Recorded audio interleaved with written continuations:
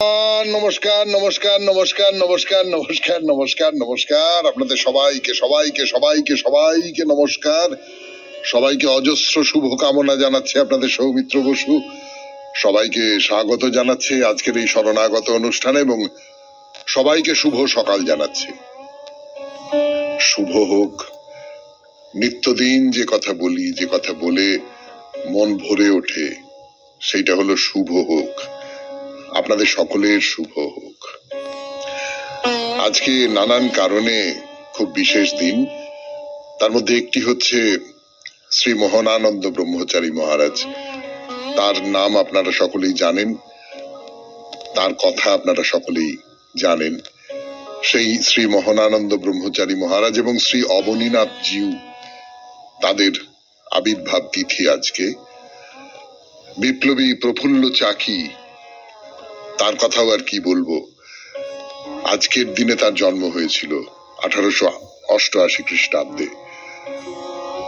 আজকে বিশ্ব মানবাধিকার দিবস এবং আজকে কাশ্মীরে শহীদ দিবস।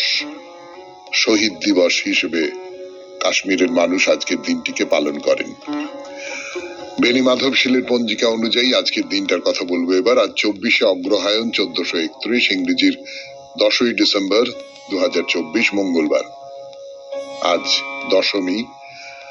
সূর্যোদয়ের সময় সকাল 6টা বেজে 11 মিনিট, সূর্যাস্তের সময় বিকেল 4টে বেজে 49 মিনিট। উত্তর ভাদ্রপদ নক্ষত্র, জন্মে মীন রাশি, বিপ্রবর্ণ, নরগণ। আমাদের হোয়াটসঅ্যাপে চিঠি পাঠাবার নাম্বার 9831922927। চিঠির গোড়ায় অতি অবশ্যই SG এই কথাটি লিখতে হবে। এবারে আজকের অনুষ্ঠান সম্পর্কে বলি। প্রথমে তো পুরাণ চিরন্তন। পুরাণ চিরন্তনে আমরা কলা নিয়ে কথা বলছিলাম। কলা, শিল্প, শিল্পকলা, এইসব নিয়ে আমাদের কথাবার্তা হচ্ছিল। তো সেই কথাবার্তার সূত্র ধরে আমরা যেটা দেখছিলাম সেটা হলো যে সেকালে যারা রাজপুত্র, রাজা রাজরা, তাদের সকলকেই কিন্তু কলাবিদ্যা শিক্ষা করতে হতো। মানে 3টে শাস্ত্র জানতে হবে। একটা হচ্ছে যুক্তি শাস্ত্র, অর্থাৎ যুক্তি দিয়ে জীবনে চলতে হবে, যুক্তি দিয়ে কথা বলতে হবে। আমরা যাকে লজিক বলি, যে কোনটা ঠিক কোনটা ভুল, তার যে ধাপগুলো, যুক্তির ধাপগুলো, সেইগুলো জানতে হবে। শব্দ শাস্ত্র জানতে হবে, অর্থাৎ কথা বলা জানতে হবে, লেখা জানতে হবে। এবং তৃতীয় হচ্ছে যে কলা, কলা বিদ্যাটা জানা খুব জরুরি। আমরা 64 কলার কথা শুনেছি, তাই 64 কলা নিয়ে কথা বলা শুরু করব আজকে এই 92.7 বিগ FM এ শরণাগত অনুষ্ঠানে। তারপরে চলে যাব স্বামী বিবেকানন্দের রচনা থেকে পাঠ। এই পর্বে মানুষের যথার্থ স্বরূপ দ্বিতীয় পর্ব থেকে পড়ে শোনাচ্ছি আপনাদের। আজকে সেই প্রবন্ধ শেষ হবে। দুটি দীর্ঘ প্রবন্ধে স্বামী বিবেকানন্দ জানিয়েছেন মানুষের যথার্থ স্বরূপ সম্পর্কে। তারপর ঠাকুর শ্রী রামকৃষ্ণ পরমহংসদেবের কথামৃত থেকে পাঠ করব, পড়ে শোনাবো স্বামী লোকেশ্বরানন্দের রচনা, আপনাদের চিঠিপত্র এবং শেষে বাইরে দূরে। 92.7 বিগ FM এ শরণাগত অনুষ্ঠান। প্রথমে পুরাণ চিরন্তন, 64 কলার কথা। গানের পর ফিরে এলাম 92.7 বিগ FM এ শরণাগত অনুষ্ঠান শুনছেন। এখন পুরাণ চিরন্তনে 64 কলার কথা। একটা কথা বলে নি আপনাদের, এই যে যেটা বলছিলাম অনুষ্ঠান পরিচিতির সময়, যে একটা হলো যুক্তি শাস্ত্র, যুক্তি দিয়ে যে কোনো বিষয়কে দেখা, বোঝা, বোঝানো। এটা রাজা রাজরাদের করতে হবে, রাজপুত্রদের করতে হবে, রাজপুরুষদের করতে হবে। এটা খুব জরুরি। কেন জরুরি আমরা বুঝতে পারছি। যুক্তি না থাকলে প্রশাসন চালানো যায় না, অসম্ভব। 2 নম্বর হচ্ছে শব্দশাস্ত্র। শব্দশাস্ত্রটা জানতে হবে, কারণ শব্দের বোধ যদি না থাকে, আমি একটা উল্টো পাল্টা শব্দ বলে দিলাম, আমি কিভাবে নিজেকে প্রকাশ করব? এই প্রকাশ করবার যে বিদ্যা, সেই প্রকাশ করার মাধ্যম তো শব্দ। কাজেই নিশ্চয়ই লিখিত এবং মৌখিক দু ধরনের শব্দ ব্যবহার, এটা জানতে হবে। এবং তৃতীয় হচ্ছে ওই কলাবিদ্যা। এই কলাবিদ্যা, এই যে 64 কলা, এই 64 কলা নিয়ে মহাভারতে, রামায়ণে, পুরাণে নানান রকম কথা আছে। অনেকে বলেছেন যে আমি 64 কলায় পারদর্শী, যুধিষ্ঠির বলেছেন 64 কলায় পারদর্শী দাসীদের কথা। অন্য অন্য নানান জায়গায় তালিকা দেওয়া হয়েছে যে এই 64 কলা, কৃষ্ণ 64 কলায় পারঙ্গম ছিলেন। এই 64 কলার তালিকা অনেকেই দিয়েছেন, কিন্তু এই যে 64 কলা যা মানুষের বিনোদনের জন্য, মানুষের মনোহরণ করবার জন্য, মানুষের শ্রান্তি অপনোদনের জন্য মুখ্যত, সেইটা আসলে ওই যে যাকে বলা যেতে পারে আদি কলা, যাকে বলা যেতে পারে কামকলা, তার অন্তর্গত। অর্থাৎ কামনা যাকে করছি তাকে ভোলাবার জন্য, তাকে তুষ্ট করবার জন্য এই কলাগুলোকে ব্যবহার করা। সেদিক থেকে বাদশায়ন যে 64 কলার সম্পর্কে বলেছেন, তাই নিয়ে একটা দুটো কথা আপনাদের শোনা। বাদশায়ন এই যে 64 কলা বলছেন, তার মধ্যে কি কি পড়ে? প্রথমটা তো গান, গীত। রামায়ণ মহাভারতে গীতের প্রকরণ যতটুকু আছে, তাতে গীত ও সঙ্গীতের একটা পূর্ণ রূপ নিশ্চয়ই ফুটে উঠছে। এবং কামসূত্রে যখন এই 64 কলার মধ্যে প্রথমেই গীতের নাম করা হলো, তখন 4 রকমের গানের কথা বলা হচ্ছে। 4 রকমের গান। যারা গান বাজনা করেন, গান বাজনা ভালোবাসেন, তারা হয়তো অনেকে জানেন, হয়তো জানেন না এই বর্ষাতেই বলা। সেটা হচ্ছে যে প্রথমটা হচ্ছে সরগ, অর্থাৎ স্বরগ্রামই এখানে প্রধান। দ্বিতীয়টা হচ্ছে পদগ, অর্থাৎ গানের পদে সুরের আরোপ। তৃতীয় লয়গ, অর্থাৎ গানের ধ্রুপদী কৌশল। এবং চতুর্থ হচ্ছে চেত বধানগ, অর্থাৎ এমন গান যাতে গায়ক এবং শ্রোতার চিত্ত সংবাদ তৈরি। দেখুন, আপনি কিন্তু গানকে এই 4টের থেকে বাইরে বার করতে পারেন না। কোনো একটা জায়গায় আপনি কেবলমাত্রই ধরুন, আমি যদি বলি যে ধ্রুপদী সঙ্গীত, সেখানে সরব, সেখানে আপনি কথা কি বলছেন সেটা কোনো গুরুত্বপূর্ণ ব্যাপারই নয়। এরকম করে কথা বলে যাচ্ছে, মানে যিনি ওস্তাদজি, তিনি কি বলছেন বোঝাই যাচ্ছে না। কিন্তু ওই স্বরটা খুব গুরুত্বপূর্ণ। দ্বিতীয়টা, গানের কথা খুব গুরুত্বপূর্ণ। কথা, ধরুন কবির সুমনের গান, নচিকেতার গান, এই যে সমস্ত কথাগুলো খুব গুরুত্বপূর্ণ হয়ে উঠছে। তৃতীয় হচ্ছে গানের লয়, তার ধ্রুপদী নানান রকমের কৌশল, সেইটা খুব গুরুত্বপূর্ণ হয়ে উঠছে। এবং এমন গান যাতে শ্রোতার সঙ্গে গায়কের একটা আদান প্রদান তৈরি হচ্ছে। শুনছেন গানের কথা, মানে গান নিয়ে কথা পরের পর ফিরে আসছে।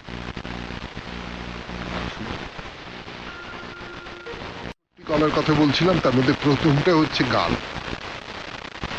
গানের পর বাজনা, বাদ্য। রামায়ণ মহাভারতে এবং পুরাণে যে সমস্ত বাদ্যের উল্লেখ করা হয়েছে, সেগুলোর মধ্যে প্রধান হলো শঙ্খ, ভেরি, বীণা, বেণু, মৃদঙ্গ। এগুলো আমি জানি, চেনাম বিষয়। তার বাইরে পণব, আনক, গোমুখ, ঝল্লিশক, ঝালা, আতদ্য। আতদ্য মানে হচ্ছে ধরুন তার ইংরেজিতে বলা যেতে পারে মিউজিক্যাল ইনস্ট্রুমেন্টস। সুশিরো, এই মানে হাওয়া দিয়ে যে সমস্ত বাজনা তৈরি করা যায়, অর্থাৎ বাঁশি, শিঙা, শঙ্খ। ঘন, ঘন মানে কাশি, তুর্য, মুরজ, পটহ, তন্ত্রী মানে রুদ্রবীণা, এইরকম এইরকম সব অজস্র বাজনার নাম পাওয়া গেছে। আর একটা বাজনা ছিল, তার নাম শতাঙ্গ, যেটা নখ, আঙুল, দণ্ড, ধনু, ধনুর জ্যা, মুখ ইত্যাদি নানা উপায়ে বাজানো হতো। অর্থাৎ সেই জন্য তাকে শতাঙ্গ বলা হতো। 100 রকম উপায়ে তাকে বাজানো হতো।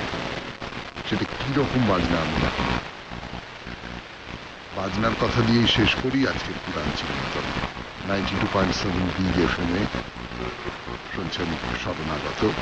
এবার স্বামী বিবেকানন্দের রচনা থেকে পাঠ। গান। মানুষের যথার্থ স্বরূপ, স্বামী বিবেকানন্দের রচনা থেকে পাঠ করে শোনাচ্ছি আপনাদের এই প্রবন্ধের দ্বিতীয় পর্ব, শেষ অংশ। এইরূপ প্রত্যক্ষ উপলব্ধি হইতে জগতের এই মহৎ কল্যাণ হইবে যে সকল বিবাদ গণ্ডগোল দূর হইয়া পৃথিবীতে শান্তির রাজ্য স্থাপিত হইবে। যদি সকল মানুষ আজ এই মহান সত্যের এক বিন্দুও উপলব্ধি করিতে পারে, তাহা হইলে সারা পৃথিবী আর এক রূপ ধারণ করিবে। অন্যায়ভাবে তাড়াতাড়ি অপর সকলকে অতিক্রম করিবার প্রবৃত্তি জগৎ হইতে চলিয়া যাইবে। উহার সঙ্গে সঙ্গে সকল প্রকার অশান্তি, সকল প্রকার ঘৃণা, সকল প্রকার ঈর্ষা ও সকল প্রকার অশুভ চিরকালের জন্য চলিয়া যাইবে। তখন দেবতারা এই জগতে বাস করিবেন, তখন এই জগৎই স্বর্গ হইয়া যাইবে। আর যখন দেবতায় দেবতায় খেলা, যখন দেবতায় দেবতায় কাজ, যখন দেবতায় দেবতায় প্রেম, তখন কি আর অশুভ থাকিতে পারে? ঈশ্বরের প্রত্যক্ষ উপলব্ধির এই মহা সুফল। সমাজে তোমরা যাহা কিছু দেখিতেছ সবই তখন পরিবর্তিত হইয়া অন্য রূপ ধারণ করিবে। তখন তোমরা মানুষকে আর খারাপ বলিয়া দেখিবে না, ইহাই প্রথম মহালাভ। তখন তোমরা আর কোনো অন্যায়কারী দরিদ্র নরনারীর দিকে ঘৃণার সহিত দৃষ্টিপাত করিবে না। হে মহিলাগণ, যে দুঃখিনী নারী রাত্রিতে পথ ভ্রমণ করিয়া বেড়ায়, আপনারা আর তাহার দিকে ঘৃণাপূর্বক দৃষ্টিপাত করিবেন না, কারণ আপনারা সেখানেও সাক্ষাৎ ঈশ্বরকে দেখিবেন। তখন আপনাদের মনে আর ঈর্ষা বা অপরকে শাস্তি দিবার ভাব উদিত হইবে না, ওই সবই চলিয়া যাইবে। তখন প্রেম এত প্রবল হইবে যে মানব জাতিকে সৎ পথে পরিচালিত করিবার জন্য আর চাবুকের প্রয়োজন হইবে না। যদি পৃথিবীর নরনারীগণের 1,00,000 1 ভাগ শুধু চুপ করিয়া বসিয়া খানিকক্ষণের জন্যও বলেন, তোমরা সকলেই ঈশ্বর, হে মানবগণ, পশুগণ, সর্বপ্রকার প্রাণীগণ, তোমরা সকলেই এক জীবন্ত ঈশ্বরের প্রকাশ, তাহা হইলে আধ ঘন্টার মধ্যেই সমুদয় জগৎ পরিবর্তিত হইয়া যাইবে। তখন চতুর্দিকে ঘৃণার বীজ নিক্ষেপ না করিয়া, ঈর্ষা ও অসৎ চিন্তার প্রবাহ বিস্তার না করিয়া সকল দেশের লোকই চিন্তা করিবে সবই তিনি। যাহা কিছু দেখিতেছ বা অনুভব করিতেছ সবই তিনি। তোমার মধ্যে মন্দ না থাকিলে তুমি কেমন করিয়া মন্দ দেখিবে? তোমার মধ্যে চোর না থাকিলে তুমি কেমন করিয়া চোর দেখিবে? তুমি নিজে খুনি না হইলে খুনিকে দেখিবে কি রূপে? সাধু হও, তাহা হইলে তোমার অসাধু ভাব একেবারে চলিয়া যাইবে। এই রূপে সমুদয় জগৎ পরিবর্তিত হইয়া যাইবে। ইহাই সমাজের মহৎ লাভ, সমগ্র মানব জাতির পক্ষে ইহাই মহৎ লাভ। ভারতে প্রাচীনকালে এই সকল ভাব গভীরভাবে চিন্তা করিয়া ব্যক্তিগত জীবনে অনেকে কার্যে পরিণত করিয়াছিলেন, কিন্তু শিক্ষাদাতা গুরুগণের সংকীর্ণতা এবং দেশের পরাধীনতা প্রভৃতি নানাবিধ কারণে এই সকল চিন্তা চতুর্দিকে প্রচারিত হইতে পায় নাই। তাহা না হইলেও এগুলি মহাসত্য। যেখানেই এগুলির প্রভাব বিস্তৃত হইয়াছে, সেইখানেই মানুষ দেব ভাবাপন্ন হইতেছে। এইরূপ একজন দেব প্রকৃতির মানুষের দ্বারা আমার সমুদয় জীবন পরিবর্তিত হইয়া গিয়াছে। ইহার সম্বন্ধে আগামী রবিবার তোমাদের নিকট বলিব। এখন এই সকল ভাব জগতে প্রচারিত হইবার সময় আসিতেছে। মঠে আবদ্ধ না থাকিয়া, কেবল পণ্ডিতদের পাঠের জন্য দার্শনিক গ্রন্থগুলিতে আবদ্ধ না থাকিয়া, কেবল কতকগুলি সম্প্রদায়ের এবং কতকগুলি পণ্ডিত ব্যক্তির একচেটিয়া অধিকারে না থাকিয়া ওইগুলি সমুদয় জগতে প্রচারিত হইবে। যাহাতে ওই সকল ভাব সাধু পাপী আবাল বৃদ্ধ বনিতা শিক্ষিত অশিক্ষিত সকলেরই সাধারণ সম্পত্তি হইতে পারে, তখন এই সকল ভাব জগতের বায়ুতে খেলা করিতে থাকিবে, আর আমরা শ্বাস প্রশ্বাসে যে বায়ু গ্রহণ করিতেছি তাহা প্রত্যেক তালে তালে ধ্বনিত হইবে তত্ত্বমসি। এই অসংখ্য চন্দ্র সূর্য পূর্ণ সমুদয় ব্রহ্মাণ্ডে ভাষণক্ষম প্রত্যেক জীবের কণ্ঠে সমস্বরে উচ্চারিত হইবে তত্ত্বমসি। শুনলেন স্বামী বিবেকানন্দের রচনা থেকে পাঠ, মানুষের যথার্থ স্বরূপ, দ্বিতীয় পর্ব। এবারে গান, গানের পর কথামৃত। আমি আছি আপনাদের সঙ্গে, আপনাদের সৌমিত্র বসু। আর ভক্তি নিয়ে কথা হচ্ছিল কথামৃত থেকে পাঠ করবার সময়। এর আগের দিন পাঠ করবার সময় বলছিলাম জ্ঞান আর ভক্তির কথা।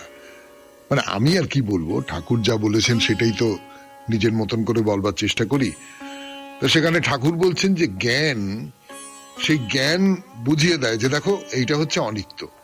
এই যে জগৎ সংসারে যা কিছু রয়েছে, এই যা কিছু করছো, তোমার চারপাশে যা কিছু রয়েছে, এই সমস্তটা অনিত্য, সেই সমস্তটা মায়া। আমরা এটা খুব পরিষ্কার করে বুঝতে পারি। আপনি নিজেকে দিয়ে বুঝতে পারেন। আপনি আজ থেকে 5 বছর আগে যা ছিলেন এখন তা নেই। আপনার 5 বছর আগে যে চেহারা ছিল এখন সেই চেহারা পাল্টে গেছে। আপনার 5 বছর আগের মন পাল্টে গেছে। আপনার সমস্ত পাল্টে গেছে। আপনার চারপাশের পৃথিবীটা অনবরত পাল্টাতে পাল্টাতে পাল্টাতে পাল্টাতে যাচ্ছে। এইটা ঘটনা। ফলে সবটাই অনিত্য, সবটাই মায়া, এবং একটা সময় এসে এই সবটাই একেবারে কি বলবো ভ্যানিশ হয়ে যাবে, কোনো কিছু থাকবে না। মৃত্যু এসে সমস্তটাকে মুছে দেবে। ফলে সমস্তটা মায়া, এটা আমরা বুঝি।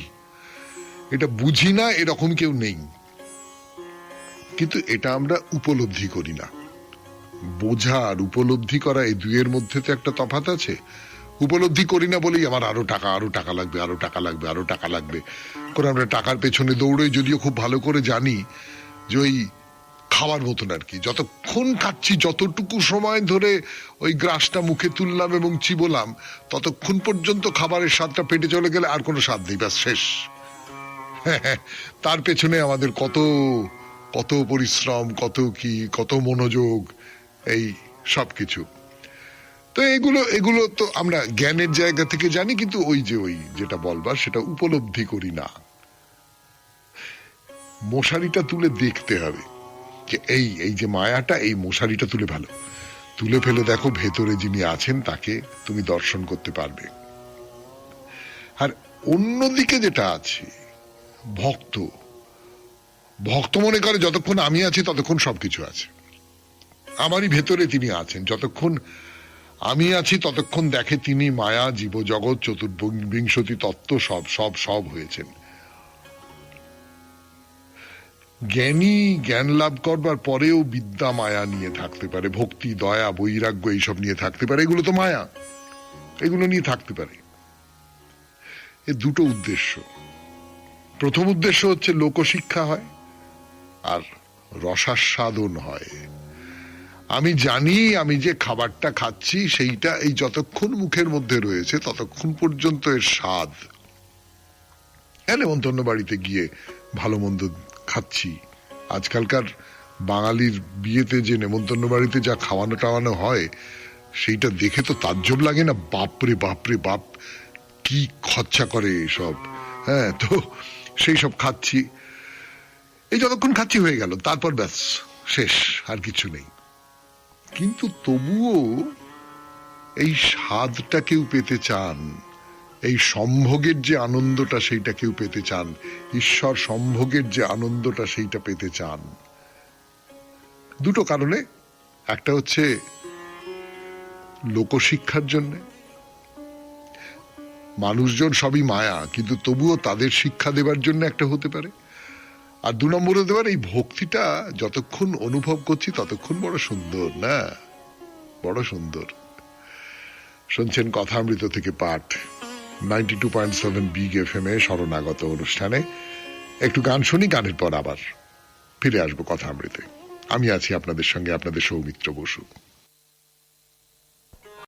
গানের পর ফিরে এলাম। 92.7 বিগ এফএম এ শরণাগত অনুষ্ঠান শুনছেন।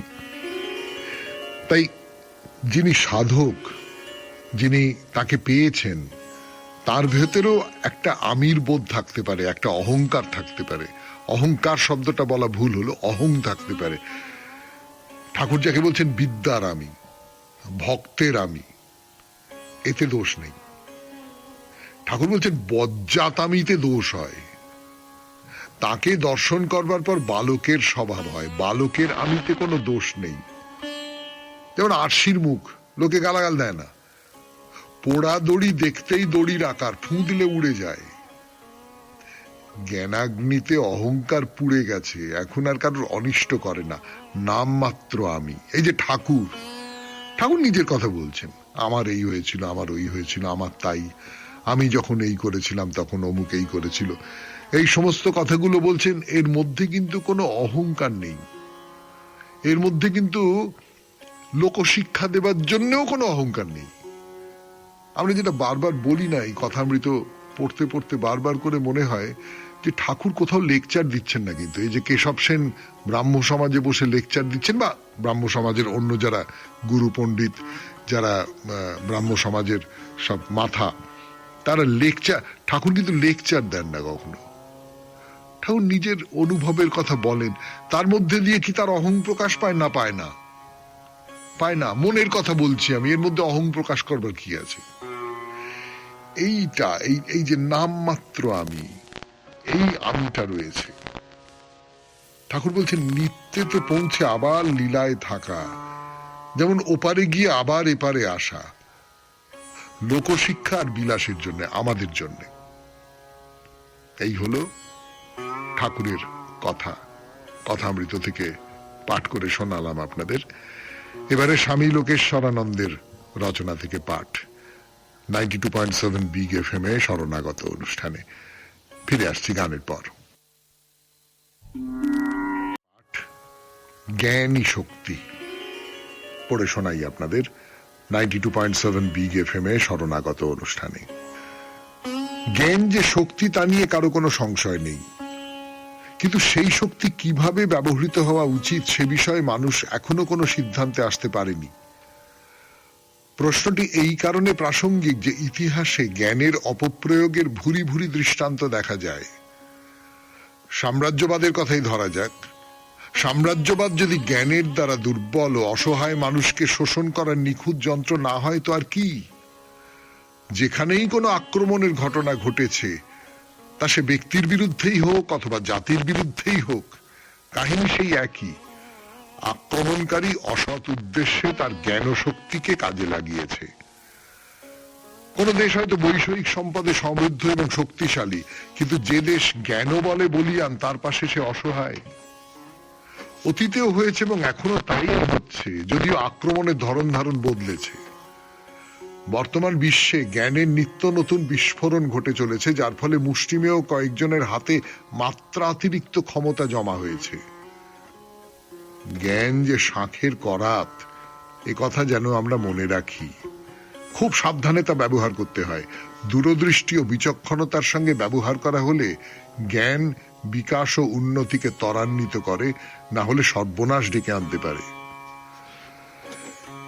যে জ্ঞান বিভেদাত্মক, যে জ্ঞান মানুষের ভিতর ঐক্যবোধ জাগিয়ে তোলে না, সে জ্ঞানের অপব্যবহার হতেই পারে। একমাত্র সেই জ্ঞানই নিরাপদ যা আমাদের সচেতন করে যে আমরা সবাই এক এবং আমার ভাগ্য আপনার ভাগ্যের সঙ্গে ঘনিষ্ঠভাবে যুক্ত। যতক্ষণ একজন মানুষও অসুখী থাকবে, ততক্ষণ আমরা যথার্থ সুখী হতে পারি না। দীর্ঘদিন যাবৎ আমরা আমাদের এই পৃথিবীকে বোঝার চেষ্টা করে আসছি, কিন্তু খুব যে একটা বুঝতে পেরেছি তা নয়। অথচ যে জ্ঞান আমরা সঞ্চয় করেছি তা আমাদের হাতে প্রভূত শক্তি এনে দিয়েছে। ঐক্যমূলক দৃষ্টিভঙ্গির অভাবে সেই শক্তি আক্রমণ থামানো তো দূরের কথা, ভবিষ্যৎ হানাদারদের হাতে নতুন নতুন অস্ত্র জুগিয়ে দিচ্ছে। আমরা এখন একটা ভয়ের পরিবেশে বাস করছি। শক্তিমানের দম্ভ এবং দুর্বলের অসহায়তা আগের মতো আজও মানব সমাজকে তাড়া করে ফিরছে। সমস্যাটা এখানেই যে মানুষ তার পারিপার্শ্বিক জগৎকে বোঝার চেষ্টা করে যাচ্ছে, কিন্তু নিজেকে জানার বিন্দুমাত্র চেষ্টা সে করছে না। সে যেন নিজ গৃহে পরবাসী। যদি সে নিজেকে বুঝতো তাহলে দেখতে পেত যে সে এবং তার চারপাশের জগৎ, সে ও তার প্রতিবেশী দুটি ভিন্ন সত্তা নয়, তারা উভয়ই এক ও অখণ্ড সত্তার অংশ। তখন তার এই চেতনা আসতো তাকে সকলের সঙ্গে মিলেমিশে থাকতে হবে। যদি সে তাদের আঘাত করে তাহলে সে আসলে নিজেকেই আঘাত করে। কিন্তু প্রশ্ন হলো, নিজেকে বোঝা কি সম্ভব? সম্ভব হলে কিভাবে? তার উত্তর এই, নিজেকে উপলব্ধি করারও একটা বিজ্ঞান আছে, তার নাম ধর্ম। ধর্ম যেমন মানুষকে তার ত্রুটিগুলি দেখিয়ে দেয়, তেমনি তার ভিতরে যে অনন্ত শক্তি ও সম্ভাবনা রয়েছে তাও বলে দেয়। ধর্ম দেখিয়ে দেয় কিভাবে মানুষ নিজেকে উত্তরোত্তর বিকশিত করে এমন এক অবস্থায় পৌঁছতে পারে যখন সে সকলকে আলিঙ্গন করে সকলের মধ্যেই যেন মিশে যায়। তখন আর কাউকে সে আঘাত করতে পারে না, তখন সে শুধুই ভালোবাসে। তখন সে নিজেকেই সর্বত্র সবকিছুর মধ্যে দেখতে পায়। এই সর্বাত্মক দৃষ্টি ও ঐক্যবোধই প্রকৃত শক্তি। বুদ্ধ এবং ক্রাইস্টের পিছনে কোন শক্তি ছিল? ছিল ওই ঐক্যমূলক জীবনের বোধ। সেই সর্বগ্রাহী দৃষ্টি তাদের বিশ্বজনীন করেছে।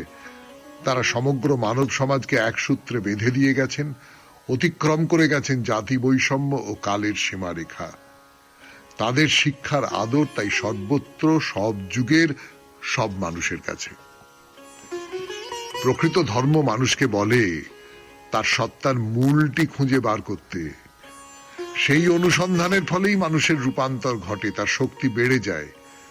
সে শক্তি নম্রতার শক্তি, প্রেমের শক্তি, পরাজিত হয়েও সকলকে জয় করার শক্তি। শুনলেন স্বামী লোকেশ্বরানন্দের রচনা থেকে পাঠ জ্ঞানী শক্তি। এরপর গান, গানের পর আপনাদের চিঠি। আমি আছি আপনাদের সঙ্গে, আপনাদের সৌমিত্র বসু। সায়নী নাগের চিঠি, মদারার বাদামতলা, বারুইপুর থেকে সায়নী নাগ একটি চিঠি লিখেছেন এবং সেই চিঠিটি লিখেছেন পদ্যে। বেশ বড় একটি পদ্য, পড়ে শোনাই আপনাদের। শরণাগত অনুষ্ঠানের সঞ্চালক শ্রীযুক্ত সৌমিত্র বসু মহাশয়কে জানাই শিশির ভেজা এক স্নিগ্ধ শীতের সকালের শুভেচ্ছা। দীপাবলির দিন আমাদের বাড়িতে মা লক্ষ্মীর কিভাবে আরাধনা করা হয় তার সংক্ষিপ্ত বিবরণ একটি কবিতার মধ্য দিয়ে তুলে ধরার চেষ্টা করলাম আমি। দশভুজা দুর্গা মাই দীপাবলির রাতে কালী রূপে অভয়দান করেন চার হাতে। গলায় যে মার মুন্ডমালা, চরণতলে শিব, পতির ওপর দাঁড়িয়ে সতী বার করে তার জীব। ফুলের মধ্যে প্রিয় যে মার লাল রক্তিম জবা, সেই জবা ফুল লাগে পুজোয় করতে মায়ের সেবা। চতুর্ভুজা মা যে আমার শ্মশানচারিণী, হাতে খড়গ কাটা মুন্ড শত্রু বিনাশিনী। শ্যামা পুজোর পূর্বদিন ভূত চতুর্দশী, সেদিন নাকি তেনাদেরই উপদ্রব বেশি। 14 শাক খাওয়ার নিয়ম দুপুরে ভাত পাতে, 14 প্রদীপ জ্বালাতে হয় সেদিন সন্ধ্যাতে। পুজোর রাতে অমাবস্যার নিকষ আধার কালো দূর করে দেয় আতশবাজির রং বেরঙের আলো। কেবল আতশবাজি তো নয়, শ্যামা পূজার রাত্রে বাতি এবং প্রদীপ জ্বলে বাড়ির ছত্রে ছত্রে। তাই তো এমন দিনকে দীপাবলিও বলে জানি, দীপের আলোয় দূর হোক মনের হিংসা দেশ ও গ্লানি। দীপাবলির দিনেই মোদের বাড়ির ঠাকুর ঘরে আসেন মা লক্ষ্মী বাহন পেঁচার পিঠে চড়ে। খড়ি মাটির ব্যবহারে ঠাকুর ঘরের মেঝে হরেক রকম ডিজাইনের আলপনাতে সাজে। চৌখাটেতে, তুলসী মঞ্চে এবং সদর দোরে হাতে আঁকা কলকা তাদের শোভা বৃদ্ধি করে। ঠাকুর ঘরে ঢোকার মুখে কিংবা সিঁড়ির বাঁকে মা লক্ষ্মীর যুগল পদের চিহ্ন আঁকা থাকে। মাটির মূর্তি ছাড়াও মায়ের মূর্তি গড়া হয়, সঙ্গে থাকেন বিষ্ণু এবং কুবের মহাশয়। কেবল 3টি উপকরণ লাগে মূর্তি গড়তে। চালের গুঁড়োয় রং মিশিয়ে জল দিয়ে হয় মাখতে। যদিও বা শ্বেত গাত্র বর্ণই থাকে বিষ্ণুদেবের, হলুদ বর্ণা মা লক্ষ্মী, সবুজ বর্ণা কুবের। চালের গুঁড়োয় এমন 3 মূর্তি গড়ার পর যত্নে তাদের হয় যে রাখা কলা পেটকোর উপর। মূর্তি ছাড়াও চালের গুঁড়ো ব্যবহারের দ্বারা লক্ষ্মী দেবীর আরাধনায় পঞ্চপ্রদীপ গড়া। সুখ প্রদীপও গড়তে সেই চালের গুঁড়োই লাগে। এই পুজোতে চালের গুঁড়োর প্রাধান্যই আগে। মানুষ এখন ভীষণ ব্যস্ত, সময় বড়ই কম। ধৈর্য ধরে ঠাকুর গড়ার নেই কো সবার দম। তাই তো এখন চালের গুঁড়োর বিকল্প পথ বলতে পিতল দিয়ে তৈরি ঠাকুর হয় যে কিনে আনতে। এমন সেই পঞ্চপ্রদীপ কিনতে পাওয়া যায়, যদিও বা তা পিতলের, চালের তৈরি নয়। মঠ, কদমা, বীরখণ্ডি, চিড়ে মুরকি, পান, সঙ্গে থাকে 8 কড়াই আতপ চাল আর ধান। ফুল ফল আর মিষ্টি সাথে সন্দেশ, দুধ, খই। বাদ পড়ে না মাঠ কড়াই, সাথে মক্কার খই। তালের আটি ছাড়া যে এই পুজো অসম্পূর্ণ। তোমার আশীর্বাদে মাগো হোক এ জীবন ধন্য। বছরকারী বাড়ির পুজোর চিরাচরিত ধারা বজায় রাখতে পারি যেন এই ভবিষ্যতের আমরা। পুজোর শেষে তাই তো বলি 2 হাত জোড় করে, সারা জীবন থেকো মাগো আলো করে মোর ঘরে। চমৎকার এই কবিতাটি, সুন্দর মিলিয়ে মিলিয়ে এবং বেশ কঠিন, মেলানোটা খুব কঠিন। একটা বিশেষ বর্ণনা দিচ্ছেন, তো সেই বর্ণনাটা এরকম করে পদ্যে লিখেছেন, চমৎকার লিখেছেন। আপনাকে অনেক ধন্যবাদ সায়নী দেবী। সায়নী নাগ, মদারার, বাদামতলা, বারুইপুর থেকে লিখেছেন। এবারে তাহলে বাইরে দূরে আমরা এখন গুজরাটে অম্বাজির মন্দির দেখে এইবার গব্বর পাহাড় ফিরে আসছি গানের পর। অম্বাজির মন্দির দর্শন হলো, অপরূপ সুন্দর মন্দির। আপনাদের বলছিলাম, বারবার করেই বলছিলাম যে অতি অবশ্যই সুযোগ পেলে দেখে নেবেন। ভারী চমৎকার মন্দির, সাদা পাথরের উপর অসামান্য সমস্ত কারুকাজ, সেই সমস্ত কিছু দেখবার মতন, সত্যি দেখবার মতন। কিন্তু এর খুব কাছাকাছি একটা পাহাড় আছে, তার কথা বলেছিলাম আপনাদের। খুব কাছাকাছি মানে যেতে কত সামান্য সময় লাগে আর কি, গাড়ি করে যদি যান কতই বা লাগে। সেই পাহাড়টার নাম হচ্ছে গব্বর পর্বত। সেখানে আমার মন্দির আছে। তো আমার নিজের মনে হয়েছে যেহেতু খুব কাছাকাছি এবং আরো আরো অনেকগুলো সম্পর্ক আছে এই 2 মন্দিরের মধ্যে, এই দুটো মন্দির আসলে আলাদা নয়। অম্বাজির মন্দির থেকে এই গব্বর পর্বতের যে মন্দির, তার দূরত্ব মোটে 4 কিলোমিটার না। গব্বর পর্বতের একেবারে নিচে সানুদেশে আপনি পৌঁছবেন 4 কিলোমিটার। তারপরে কিন্তু বেশ খানিকটা পাহাড়ে ওঠা আছে, তার কথা বলবো। তো একটু মানে এই 4 কিলোমিটার পথটাও খুব সহজ পথ নয়, কিন্তু যাই হোক না কেন, এই যেহেতু একেবারে লাগোয়া, সেই জন্যে এই দুটো আলাদা মন্দিরকে একটা মন্দির হিসেবে দেখব আমি। এবং এই দুটো মন্দিরের মধ্যে যথেষ্ট পরিমাণে মিল আছে। তো সেই গব্বর পর্বতের দিকে আমরা যাব। তার আগে গব্বর শব্দটার মানেটা একটু জেনে নিতে হবে। তো এই পাহাড়টার নাম তো গব্বর। কেন গব্বর? গব্বর মানে কি?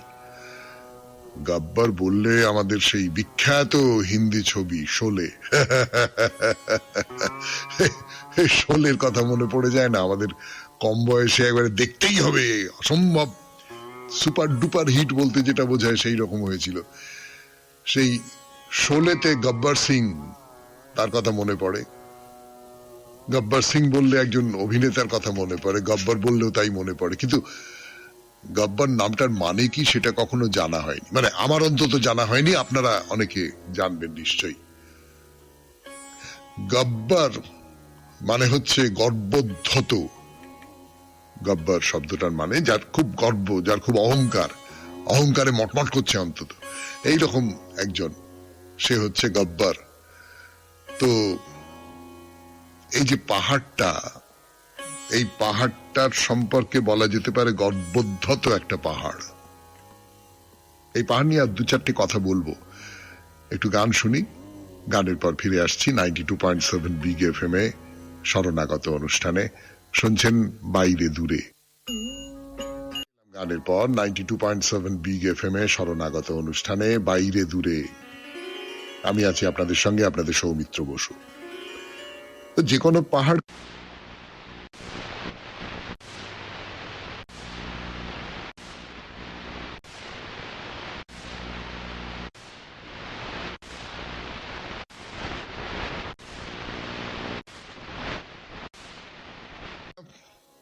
একান্ন পীঠের একটি পীঠ যেখানে অম্বাজির হৃদয়ে পড়েছিল। আর এই যে বলছিলাম না যে গব্বর পাহাড়ের সঙ্গে একটা ভাবগত মিল আছে, অম্বাজির ওই যে মন্দির, যে মন্দিরটা দেখলাম আমরা, তার সঙ্গে এই গব্বর পাহাড়ের মন্দিরের একটা ভাবগত মিল আছে বা সম্পর্ক আছে।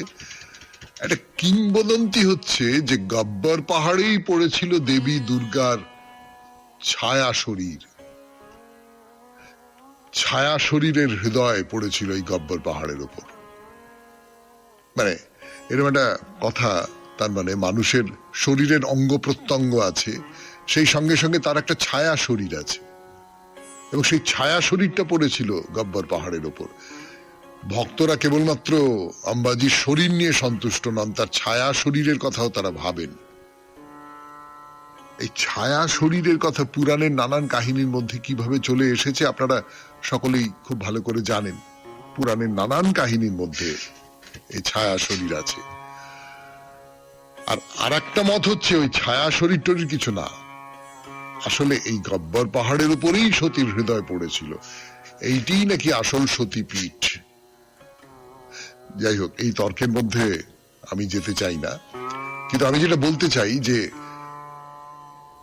আম্বাজির মন্দির থেকে ওই গব্বর পাহাড় এবং সেখানে যে মন্দির সেটা স্পষ্ট দেখতে পাওয়া যায়, কাছেই তো, একেবারে 4 কিলোমিটারের মধ্যে, আর চারপাশে পাহাড়, আকাশ, কোথাও দৃষ্টি আটকে যাওয়ার সম্ভাবনা নেই। অপরূপ দৃশ্য, চারপাশটা এবারে পাহাড়ের ঢেউ, পাহাড়ের ঢেউ, তার মধ্যে উপরে উঠে গেছে একটা কালো পাথরের তৈরি টিলা, একটু গাছপালা নেই তার গায়ে, একটু, এতটুকু গাছপালা নেই। মনে হয় যে একটা যেন একটা বিকট কালো রঙের রাক্ষস উপুর হয়ে শুয়ে রয়েছে, এরকম একটা মনে হয় আর কি। তো সেই টিলার মাথার উপরে এই অম্বাজির মন্দির। তো চলো তাহলে রওনা হওয়া যাক। না, আজকে আর রওনা হওয়া হবে না, যাব আগামীকাল 92.7 বিগ এফএম এ শরণাগত অনুষ্ঠানে, গব্বর পাহাড়ের মন্দির। আজকের মতো তাহলে শেষ করি শরণাগত। আমাদের হোয়াটসঅ্যাপে চিঠি পাঠাবার নাম্বার 9831922927। চিঠির গোড়ায় অতি অবশ্যই SG লিখতে হবে। এবার তাহলে কবিতা, রবীন্দ্রনাথের কবিতা। ওরা এসে আমাকে বলে, কবি, মৃত্যুর কথা শুনতে চাই তোমার মুখে। আমি বলি, মৃত্যু যে আমার অন্তরঙ্গ, জড়িয়ে আছে আমার দেহের সকল তন্তু, তার ছন্দ আমার হৃদস্পন্দনে, আমার রক্তে তার আনন্দের প্রবাহ। বলছে সে, চলো চলো চলো বোঝা ফেলতে ফেলতে, চলো মরতে মরতে নিমেষে নিমেষে, আমারই টানে আমারই বেগে। বলছে চুপ করে বসো যদি, যা কিছু আছে সমস্তকে আঁকড়িয়ে ধরে, তবে দেখবে তোমার জগতে ফুল গেল বাসি হয়ে, পাক দেখা দিল শুকনো নদীতে, ম্লান হলো তোমার তারার আলো। বলছে থেমো না থেমো না, পিছন দিকে তাকিও না, পেরিয়ে যাও পুরনোকে, জীর্ণকে, ক্লান্তকে, অচলকে। আমি মৃত্যুর আখাল, সৃষ্টিকে চড়িয়ে চড়িয়ে নিয়ে চলেছি যুগ হতে যুগান্তরে, নব নব চারণ ক্ষেত্রে। যখন বইল জীবনের ধারা, আমি এসেছি তার পিছনে পিছনে, দিইনি তাকে কোনো গর্তে আটক রাখতে। তীরের বাঁধন কাটিয়ে কাটিয়ে ডাক দিয়ে নিয়ে গিয়েছি মহাসমুদ্রে, সে সমুদ্র আমি। বর্তমান চাই বর্তিয়ে থাকতে, সে চাপাতে চায় তার সব বোঝা তোমার মাথায়। বর্তমান গিলে ফেলতে চায় তোমার সব কিছু আপন জঠরে। তারপরে অবিচল থাকতে চায় আকণ্ঠপূর্ণ দানবের মতো জাগরণহীন নিদ্রায়। তাকেই বলে প্রলয়। এই অনন্ত অচঞ্চল বর্তমানের হাত থেকে আমি সৃষ্টিকে পরিত্রাণ করতে এসেছি অন্তহীন নব নব অনাগতে। খুব ভালো থাকবেন, আনন্দে থাকবেন। নমস্কার। নমস্কার নমস্কার নমস্কার নমস্কার নমস্কার নমস্কার নমস্কার আপনাদের সবাইকে সবাইকে সবাইকে সবাইকে নমস্কার। সবাইকে অজস্র শুভকামনা জানাচ্ছে আপনাদের সৌমিত্র বসু। সবাইকে স্বাগত জানাচ্ছে আজকের এই শরণাগত অনুষ্ঠানে এবং সবাইকে শুভ সকাল জানাচ্ছে। শুভ হোক। নিত্যদিন যে কথা বলি, যে কথা বলে মন ভরে ওঠে, সেইটা হলো শুভ হোক। আপনাদের সকলের শুভ হোক। আজকে নানান কারণে খুব বিশেষ দিন। তার মধ্যে একটি হচ্ছে শ্রী মোহনানন্দ ব্রহ্মচারী মহারাজ। তার নাম আপনারা সকলেই জানেন, তার কথা আপনারা সকলেই জানেন। সেই শ্রী মোহনানন্দ ব্রহ্মচারী